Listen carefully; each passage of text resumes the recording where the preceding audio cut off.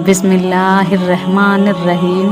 शुरू अल्लाह के नाम से जो बड़ा मेहरबान निहायत रहम वाला है। हज़रत इदरीस अलैहिस्सलाम का वाक़या। हज़रत इदरीस अलैहिस्सलाम बाबुल में पैदा हुए। इदरीस अलैहिस्सलाम हज़रत आदम अलैहिस्सलाम की 5वीं पुश्त थे। हज़रत इदरीस अलैहिस्सलाम की पूरी ज़िंदगी लोगों को नसीहत करने और सही रास्ता दिखाने में सर्फ हुई।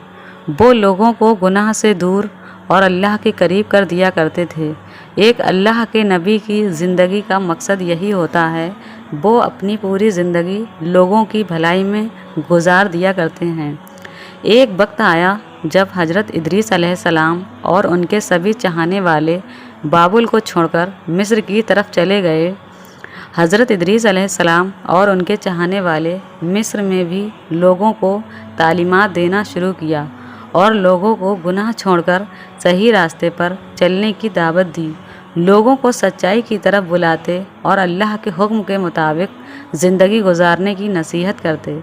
लोगों को सदका और ज़कात देने को कहते ताकि गरीबों और मिस्कीनों की मदद की जा सके। हज़रत इदरीस अलैहिस्सलाम वो पहले शख्स हैं जिन्होंने लोगों को लिखना और पढ़ना सिखाया। जब काबिल की औलाद शैतान के बहकावे में गुमराह हो गई और कुफ्र और शिर्क में फंस गई, यहाँ तक कि निकाह की रस्म अदा करने के बजाय हरामकारी और गंदगी में फंस गई, तो अल्लाह ताला ने हज़रत इदरीस अलैहिस्सलाम को नबी बनाकर उनके पास भेजा। हज़रत इदरीस अलैहिस्सलाम ने अपनी कौम को अल्लाह के दीन का पैगाम पहुँचाना शुरू किया। बहुत से लोगों ने उनकी बात मान ली और इनकार और कुफ्र का रास्ता छोड़कर हिदायत के रास्ते पर चल पड़े और नेकी और सच्चाई के पाबंद हो गए। लेकिन जो लोग गुमराही और कुफ्र के अंधेरे में भटकने को ही बेहतर समझते थे, उनके दिलों पर हज़रत इदरीस अलैहिस्सलाम की नसीहत का कोई असर नहीं हुआ। वो लोग उसी तरह गुमराही में भटकते रहे। हज़रत इदरीस अलैहिस्सलाम लोगों से कहते, एक खुदा को मानो और उसी की इबादत करो, उसी के हुक्मों पर चलो। उनकी शरीयत में जितने नमाज रोज़े मुकर्रर थे, लोगों से उनका पाबंद बनने को कहते। ज़कात देने और अल्लाह की राह में खर्च करने पर लोगों को नसीहत करते। पाक साफ रहने को कहते। हक़ और इंसाफ पर चलने की हिदायत फरमाते। हज़रत इदरीस अलैहिस्सलाम खुद इतनी इबादत करते थे कि हर दिन तस्बीह पढ़ा करते थे। उनके पास फरिश्ते आते जाते थे। वो उनकी संगत में रहना पसंद करते थे। उनके भले काम इतने थे कि उनकी बराबरी तमाम मखलूक की भलाइयाँ मिलकर भी ना कर सकती थीं। ये बात आसमान तक पहुँची। फरिश्तों में कानाफूसियाँ शुरू हो गईं। अल्लाह से इजाज़त लेकर हज़रत इज़राइल सही सूरत जानने के लिए ज़मीन पर तशरीफ़ लाए। हज़रत इज़राइल इंसान की शक्ल में इदरीस अलैहिस्सलाम के साथ में कई दिन तक रहे। हज़रत इदरीस अलैहिस्सलाम ने देखा कि ये आदमी न खाता है न पीता है, ऐसा तो नहीं कि ये फ़रिश्ता हो। जब हज़रत इदरीस अलैहिस्सलाम ने देखा कि ये तो इज़राइल मौत का फ़रिश्ता है, तब हज़रत इदरीस अलैहिस्सलाम ने फरमाया, मैं मौत का शरबत पीना चाहता हूँ, मुझे चखाओ। हज़रत इज़राइल ने अल्लाह से इजाज़त मांगी और इजाज़त लेकर उन्होंने हज़रत इदरीस अलैहिस्सलाम की रूह मुबारक को कब्ज़ कर लिया और उनकी रूह मुबारक को उनके कल्ब दिल में डाली।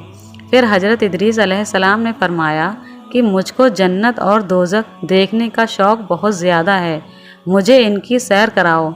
हज़रत इज़राइल ने अल्लाह ताला के हुक्म से उनको अपने परों पर बिठाया, फिर दोज़ख की सैर कराई। इसके बाद जन्नत की नेमतों की सैर कराई। हज़रत इदरीस अलैहिस्सलाम जब हूरों, महलों, बागों और नहरों की सैर कर चुके, तो हज़रत इज़राइल ने कहा, अब मेरे साथ जन्नत से बाहर चलिए और इस मकान से बाहर आइए। हज़रत इदरीस अलैहिस्सलाम तो कानून इलाही को अच्छी तरह जानते थे।